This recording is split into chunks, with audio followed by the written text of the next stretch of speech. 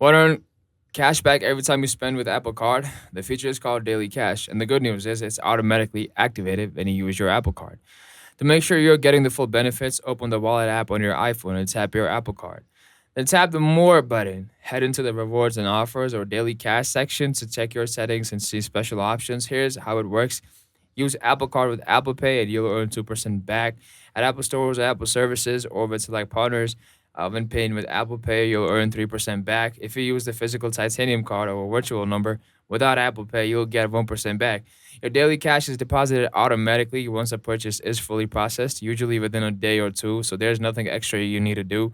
You can choose where to send your daily cash, either to your Apple Cash account to use like cash, or to your Apple Card savings account to earn interest. If you haven't set either up, your daily cash will temporarily accumulate and you can request it as a statement credit. To sum it up, using Apple Card with Apple Pay gets you the best cash back, and your rewards are effortless, always on, always being deposited.